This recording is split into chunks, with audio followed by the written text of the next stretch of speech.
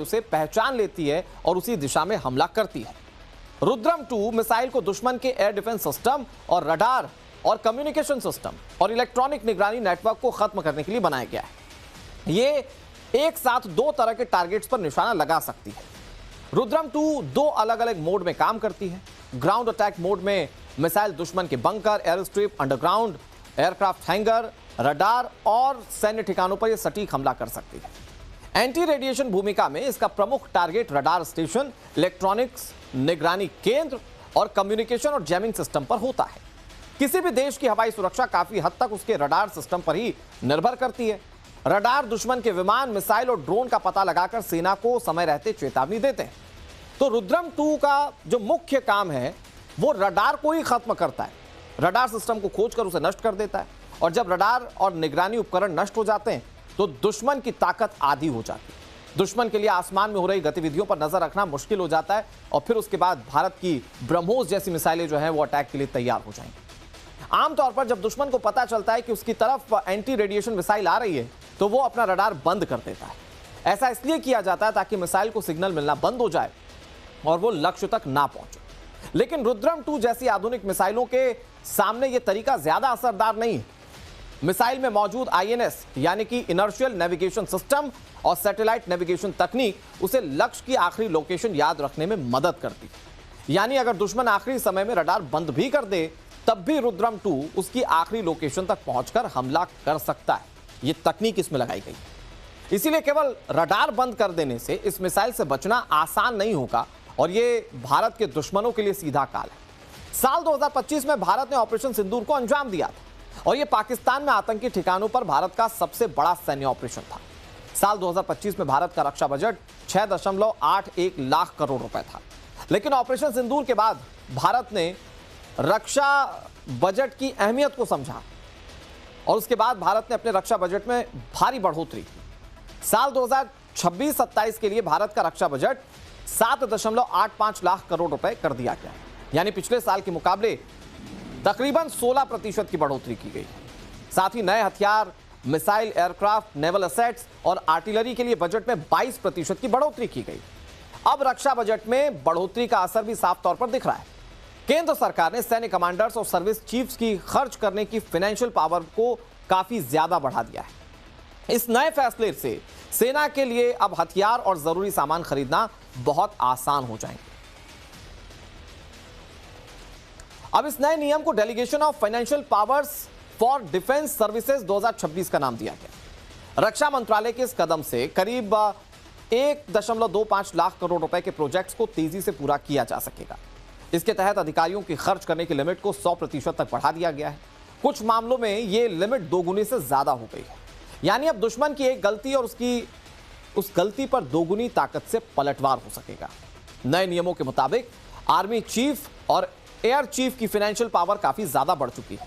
अब वो किसी भी जरूरी प्रोजेक्ट्स के लिए 125 करोड़ रुपए खर्च कर सकते हैं। इससे पहले उनकी लिमिट मात्र 75 करोड़ रुपए तय थी, लेकिन अब ये लिमिट बढ़ गई है। इस फैसले से वो बिना किसी सरकारी फाइलिंग के तुरंत बड़े फैसले ले पाएंगे। इससे सेना की जरूरतें समय पर पूरा हो सकती है। आर्मी कमांडर्स और उनके बराबर के नेवी और एयरफोर्स के बड़े अधिकारियों की पावर भी बढ़ा दी गई। उनके खर्च करने की लिमिट को 30 करोड़ से सीधे बढ़ाकर 100 करोड़ रुपए कर दिया गया। मतलब कि वो जो पहले 30 करोड़ रुपए खर्च किया करते थे बिना किसी दस्तावेज के, फाइलिंग के, अब फौरी तौर पर किसी भी फैसले के तहत अब वो 100 करोड़ रुपए खर्च कर पाएंगे। ये ऐतिहासिक बदलाव फील्ड लेवल पर चल रहे प्रोजेक्ट्स को बहुत तेज कर देगा। मतलब पहले एक फाइल अटक जाती थी तो काफी दिनों का इंतजार करना पड़ता था, लेकिन अब इसके लिए फौरी तौर पर फैसले लिए जा सकते हैं। ऑफिसर्स को बार बार दिल्ली से मंजूरी नहीं लेनी होगी। इमरजेंसी यानी कि अर्जेंट ऑपरेशन जरूरतों के लिए सैन्य कमांडर्स को विशेष फाइनेंशियल पावर दे दी गई। इस कैटेगरी में कुल खर्च की तय लिमिट को सीधे डबल कर दिया गया। इससे संकट के समय सेना तुरंत जरूरत के आधुनिक संसाधन जुटा पाएगी। इसके अलावा कंबाइंड खरीद के लिए भी नए नियम तैयार किए गए हैं। यह बदलाव सेना के तीनों अंगों के बीच बेहतर तालमेल को बनाएगा। भारत में बनने वाले सैन्य सामान और रिसर्च प्रोजेक्ट्स के लिए अधिकारियों की बजट पावर को दोगुना किया गया है। इससे देश की आत्मनिर्भर भारत योजना को बहुत तेजी से रफ्तार मिलेगी। नए नियमों से प्राइवेट कंपनियों और डिफेंस स्टार्टअप्स को काफी ज्यादा फायदा होगा। इसके लिए हथियारों के लिए विदेशी कंपनियों पर भारत की निर्भरता भी कम होगी। रक्षा मंत्रालय ने बताया कि सेना के बढ़ते साइज और खर्चों को देखते हुए 2021 के नियमों में यह बड़ा बदलाव बहुत जरूरी था। यह नया नियम अक्टूबर 2025 में आए डिफेंस प्रोक्योरमेंट मैनुअल के साथ मिलकर काम करेगा। भारत और रूस के बीच रक्षा सहयोग की लंबी कहानी में अब एक नया अध्याय जुड़ सकता है।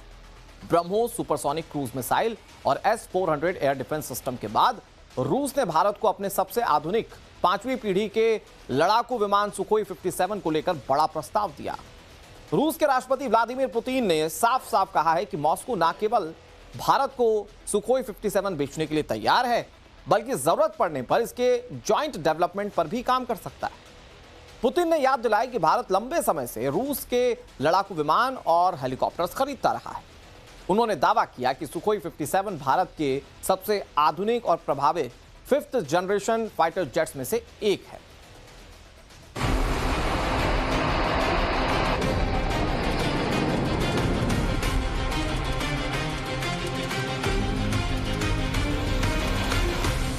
रूस की सांस्कृतिक राजधानी सेंट पीटर्सबर्ग में आयोजित Saint Petersburg International Economic Forum का आज आखिरी दिन है। गुरुवार को इसी कार्यक्रम को संबोधित करते हुए रूस के राष्ट्रपति व्लादिमीर पुतिन ने एक ऐसा ऐलान कर दिया जिसने दिल्ली से लेकर वॉशिंगटन तक हलचल बढ़ा दी। इस ऐलान से एक और बात साफ हो गई कि अमेरिका सैंक्शंस की कितनी भी धमकी दे, लेकिन भारत और रूस के मजबूत रिश्ते पर इसका कोई असर नहीं पड़ने वाला। व्लादिमीर पुतिन का यह ऐलान रूस के stealth fighter jet Sukhoi Su-57 से जुड़ा था। लेकिन इससे पहले पीएम मोदी की तारीफ करते हुए राष्ट्रपति पुतिन ने क्या कहा, आपको जरूर सुनना चाहिए। रूस के राष्ट्रपति व्लादिमीर पुतिन ने भारत को Sukhoi Su-57 stealth fighter jet को लेकर बड़ा ऑफर दिया है। उन्होंने कहा है कि रूस भारत के साथ मिलकर इस विमान का विकास और उत्पादन करने के लिए तैयार है। साथ ही रूस जरूरी रक्षा तकनीकें साझा करने के लिए भी तैयार है। पुतिन ने गुरुवार को Saint Petersburg International Economic Forum के दौरान अंतर्राष्ट्रीय मीडिया से बातचीत की। इस दौरान उन्होंने कहा कि पहले भी भारत को इसे बनाने के प्रोजेक्ट में साझेदार बनने का ऑफर दिया था। उस समय भारत ने कहा था कि रूस पहले इस प्रोजेक्ट को आगे बढ़ाए, उसके बाद भारत इसमें शामिल होने पर विचार करेगा। राष्ट्रपति पुतिन ने कहा, जब विमान हमारा ज्वाइंट प्रोजेक्ट हो सकता था, हमने इसे अपने दम पर विकसित किया, लेकिन अब भी हम भारत के साथ इस क्षेत्र में काम करने के लिए तैयार हैं। हम भारत को यह विमान देने और इसके आगे के विकास में साझेदारी करने के लिए तैयार हैं। इसमें हमें कोई समस्या नजर नहीं आती। यही बात एयर डिफेंस सिस्टम पर भी लागू होती है। मीडिया रिपोर्ट्स के मुताबिक रूस ने भारत को 2018 के आसपास सुखोई प्रोजेक्ट में शामिल होने का प्रस्ताव दिया था। उस समय भारत ने Su-57 प्रोजेक्ट में रुचि दिखाई थी, लेकिन भारतीय वायुसेना का मानना था कि यह विमान उसकी सभी जरूरतों को पूरा नहीं करता है। उस दौर की कई रिपोर्टों में दावा किया गया था कि वायुसेना इसकी स्टेल्थ क्षमताओं से पूरी तरह संतुष्ट नहीं थी। इसके अलावा टेक्नोलॉजी ट्रांसफर को लेकर भी दोनों पक्षों के बीच मतभेद थे। भारत और रूस के बीच पहली सुखोई डील 30 नवंबर 1996 को हुई थी। इस डील की कुल कीमत 1.462 बिलियन अमेरिकी डॉलर यानी उस समय के हिसाब से लगभग 7,155 करोड़ रुपए थी। शुरू में 50 विमानों की डील हुई थी, जिनमें 40 Su-30K और 10 Su-30MKI शामिल था। यह डील रूस के साथ भारत की अब तक की सबसे बड़ी डिफेंस डील थी। शुरू में Su-30K वर्जन आया, लेकिन बाद में भारत ने Su-30MKI इंडिया स्पेसिफिक वर्जन की मांग कर दी। 1998 से 2000 के बीच सुखोई की पहली खेप भारत पहुंची। इस डील के बाद भारत ने कई फॉलो ऑन ऑर्डर दिए, जिससे कुल संख्या 270 से ज्यादा हो गई। इस डील ने भारत रूस रक्षा संबंधों को नया आयाम दिया। पहले भारत मुख्य रूप से MiG-21, MiG-29 पर निर्भर था। Su-30MKI ने इंडियन एयरफोर्स को heavy multi role fighter capability दी। भारत के पास इस वक्त सुखोई के 2 वर्जन हैं। पहला Su-30MKI यह भारत के लिए कस्टमाइज्ड वर्जन है और दुनिया के सबसे कैपेबल ट्विन सीटर फाइटर्स में से एक है। हिंदुस्तान एरोनॉटिक्स लिमिटेड नासिक में इसका लाइसेंस प्रोडक्शन कर रहा है। दूसरा है सुपर सुखोई सुपर 30। यानी SU-30 का अपग्रेडेड वर्जन। इसके अंदर भारतीय विरूपक्षा रडार लगा है, साथ ही बेहतर रडार वार्निंग और डिजिटल सिस्टम लगा है। अपग्रेड करने का मुख्य लक्ष्य इसे 4.5 प्लस जनरेशन स्तर का बनाना और इसका जीवन 20 से 25 साल बढ़ाना था। भारत इस वक्त दुनिया भर में हथियारों के सबसे बड़े खरीदार में से एक है।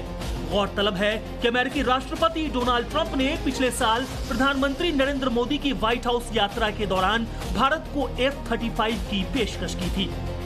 अब पुतिन के नए प्रस्ताव के बाद माना जा रहा है कि रूस इन पुरानी चिंताओं को दूर करने की कोशिश कर रहा है। पुतिन के इस ऑफर के ठीक बाद ट्रंप ने प्रधानमंत्री मोदी के लिए बड़ी बात कही और डोनाल्ड ट्रंप ने यह साफ कर दिया कि वो भारत से डील करने के लिए बेताब है। ट्रंप एक तरफ तो भारत के खिलाफ दबाव की रणनीति अपनाते हैं, तो दूसरी तरफ पीएम मोदी की तारीफ कर मामले को बैलेंस करने की भी पूरी कोशिश करते हैं। लेकिन पुतिन भी एक मंझे हुए राजनेता है और वो किसी भी कीमत पर अपने पुराने साथी भारत के साथ रिश्ते को कमजोर नहीं होने देना चाहते हैं। पुतिन ने अपने संबोधन के दौरान सुखोई डील की बात की, साथ ही भारत को लेकर कई और अहम बातें कही। राष्ट्रपति पुतिन ने कहा, भारत एक मजबूत और स्वतंत्र देश है जो अपने राष्ट्रीय हितों के हिसाब से फैसला लेता है। दोनों देशों के रिश्ते दशकों पुराने हैं। कई कोशिशों के बावजूद यह रिश्ता लगातार मजबूत हुआ है। भारत का अपने हितों के मुताबिक दुनिया के अलग अलग देशों के साथ संबंध विकसित करना स्वाभाविक है। भारतीयों की मेहनत और प्रतिभा के बदौलत भारत दुनिया की सबसे बड़ी और सबसे तेजी से बढ़ती अर्थव्यवस्थाओं में शामिल हुआ। पुतिन ने भारत की आर्थिक प्रगति का क्रेडिट पीएम मोदी को दिया।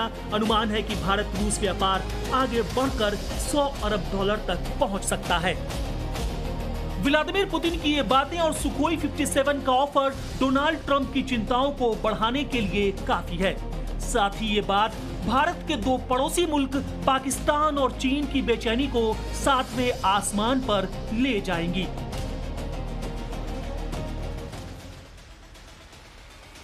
दर्शकों, अमेरिका के पास दुनिया का सबसे ताकतवर air dominance fighter jet Lockheed Martin F-52 Raptor है। सबसे advanced multi role fighter F-35 Lightning II देने का ऑफर अमेरिका पहले ही भारत को दे चुका है। चीन के पास J-20 mighty dragon fighter jet है और यह चीन का 5th generation stealth fighter jet. ये एशिया पैसिफिक में सबसे ताकतवर माना जाता है। लेकिन अब रूस ने भारत को सुखोई यानी कि SU-57 और साथ में उसे बनाने तक का ऑफर दे दिया। यहां तक कि रूस ने कहा कि वो टेक्नोलॉजी ट्रांसफर करने को पूरी तरह से तैयार है। ऐसे में भारत के लिए यह डील काफी फायदेमंद हो सकती है। सुखोई 57 अमेरिका के F-22 और F-35 का रूसी जवाब माना जाता है। आखिर रूस के इस 5th जनरेशन फाइटर जेट में क्या खास है कि दुनिया भर के कई मुल्क इसे हासिल करना चाहते हैं, लेकिन रूस इसे बनाने का ऑफर भी भारत को दे रहा है। सुखोई 57 दुनिया के सबसे मैन्यूवरेबल फाइटर जेट्स में से एक है।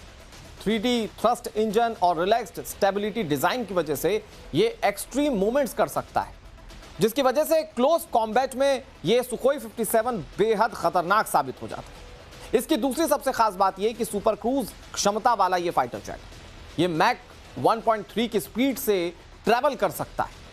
इससे ईंधन की बचत होती है, रेंज बढ़ती है और मिसाइलों का प्रभाव इसमें काफी ज्यादा बढ़ जाता है। मिसाइलों की प्रभावी दूरी इसमें बढ़ जाती है।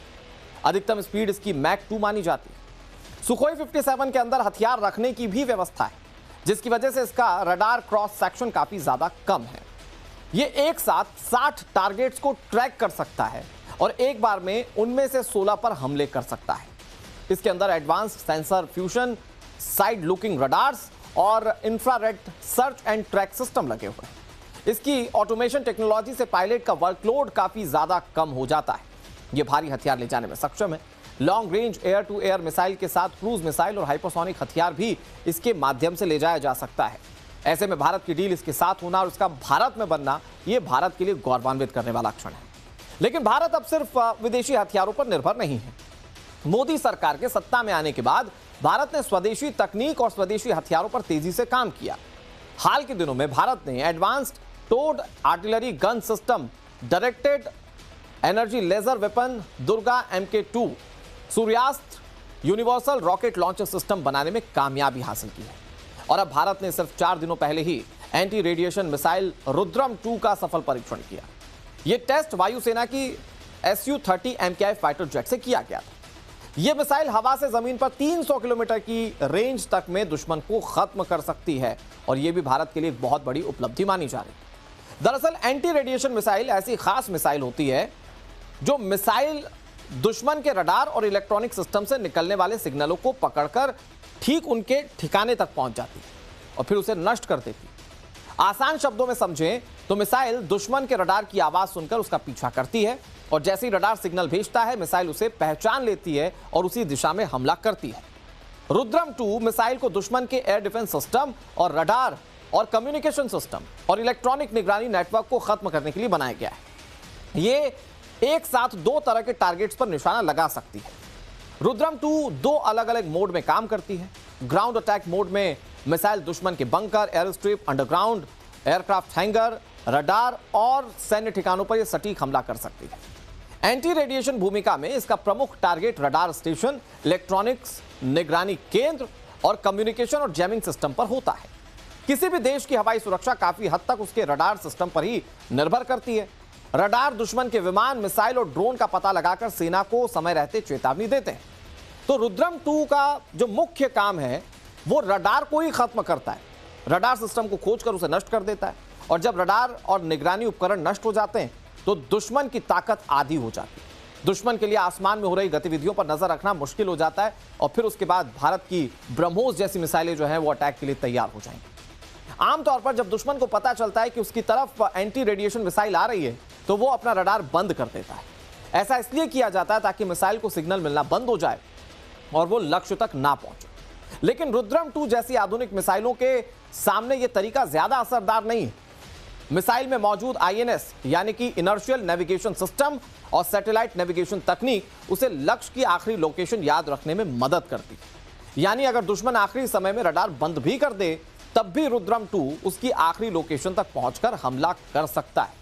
यह तकनीक इसमें लगाई गई है। इसीलिए केवल रडार बंद कर देने से इस मिसाइल से बचना आसान नहीं होगा और यह भारत के दुश्मनों के लिए सीधा काल है। साल 2025 में भारत ने ऑपरेशन सिंदूर को अंजाम दिया था और यह पाकिस्तान में आतंकी ठिकानों पर भारत का सबसे बड़ा सैन्य ऑपरेशन था। साल 2025 में भारत का रक्षा बजट 6.81 लाख करोड़ रुपए था। लेकिन ऑपरेशन सिंदूर के बाद भारत ने रक्षा बजट की अहमियत को समझा और उसके बाद भारत ने अपने रक्षा बजट में भारी बढ़ोतरी की। साल 2026-27 के लिए भारत का रक्षा बजट 7.85 लाख करोड़ रुपए कर दिया गया, यानी पिछले साल के मुकाबले तकरीबन 16% की बढ़ोतरी की गई। साथ ही नए हथियार, मिसाइल, एयरक्राफ्ट, नेवल एसेट्स और आर्टिलरी के लिए बजट में 22% की बढ़ोतरी की गई। अब रक्षा बजट में बढ़ोतरी का असर भी साफ तौर पर दिख रहा है। केंद्र सरकार ने सैन्य कमांडर्स और सर्विस चीफ्स की खर्च करने की फाइनेंशियल पावर को काफी ज्यादा बढ़ा दिया है। इस नए फैसले से सेना के लिए अब हथियार और जरूरी सामान खरीदना बहुत आसान हो जाएंगे। अब इस नए नियम को delegation of financial powers for defence services 2026 का नाम दिया गया। रक्षा मंत्रालय के इस कदम से करीब 1.25 लाख करोड़ रुपए के प्रोजेक्ट्स को तेजी से पूरा किया जा सकेगा। इसके तहत अधिकारियों की खर्च करने की लिमिट को 100% तक बढ़ा दिया गया है। कुछ मामलों में यह लिमिट दोगुनी से ज्यादा हो गई है, यानी अब दुश्मन की एक गलती और उस गलती पर दोगुनी ताकत से पलटवार हो सकेगा। नए नियमों के मुताबिक आर्मी चीफ और एयर चीफ की फाइनेंशियल पावर काफी ज्यादा बढ़ चुकी है। अब वो किसी भी जरूरी प्रोजेक्ट्स के लिए 125 करोड़ रुपए खर्च कर सकते हैं। इससे पहले उनकी लिमिट मात्र 75 करोड़ रुपए तय थी, लेकिन अब ये लिमिट बढ़ गई है। इस फैसले से वो बिना किसी सरकारी फाइलिंग के तुरंत बड़े फैसले ले पाएंगे। इससे सेना की जरूरतें समय पर पूरा हो सकती है। आर्मी कमांडर्स और उनके बराबर के नेवी और एयरफोर्स के बड़े अधिकारियों की पावर भी बढ़ा दी गई। उनके खर्च करने की लिमिट को 30 करोड़ से सीधे बढ़ाकर 100 करोड़ रुपए कर दिया गया है। मतलब कि वो जो पहले 30 करोड़ रुपए खर्च किया करते थे बिना किसी दस्तावेज के, फाइलिंग के, अब फौरी तौर पर किसी भी फैसले के तहत अब वो 100 करोड़ रुपए खर्च कर पाएंगे। ये ऐतिहासिक बदलाव फील्ड लेवल पर चल रहे प्रोजेक्ट्स को बहुत तेज कर देगा। मतलब पहले एक फाइल अटक जाती थी तो काफी दिनों का इंतजार करना पड़ता था, लेकिन अब इसके लिए फौरी तौर पर फैसले लिए जा सकते हैं। ऑफिसर्स को बार बार दिल्ली से मंजूरी नहीं लेनी होगी। इमरजेंसी यानी कि अर्जेंट ऑपरेशन जरूरतों के लिए सैन्य कमांडर्स को विशेष फाइनेंशियल पावर दे दी गई। इस कैटेगरी में कुल खर्च की तय लिमिट को सीधे डबल कर दिया गया। इससे संकट के समय सेना तुरंत जरूरत के आधुनिक संसाधन जुटा पाएगी। इसके अलावा कंबाइंड खरीद के लिए भी नए नियम तैयार किए गए हैं। यह बदलाव सेना के तीनों अंगों के बीच बेहतर तालमेल को बनाएगा। भारत में बनने वाले सैन्य सामान और रिसर्च प्रोजेक्ट्स के लिए अधिकारियों की बजट पावर को दोगुना किया गया है। इससे देश की आत्मनिर्भर भारत योजना को बहुत तेजी से रफ्तार मिलेगी। नए नियमों से प्राइवेट कंपनियों और डिफेंस स्टार्टअप्स को काफी ज्यादा फायदा होगा। इसके लिए हथियारों के लिए विदेशी कंपनियों पर भारत की निर्भरता भी कम होगी। रक्षा मंत्रालय ने बताया कि सेना के बढ़ते साइज और खर्चों को देखते हुए 2021 के नियमों में यह बड़ा बदलाव बहुत जरूरी था। यह नया नियम अक्टूबर 2025 में आए डिफेंस प्रोक्योरमेंट मैनुअल के साथ मिलकर काम करेगा।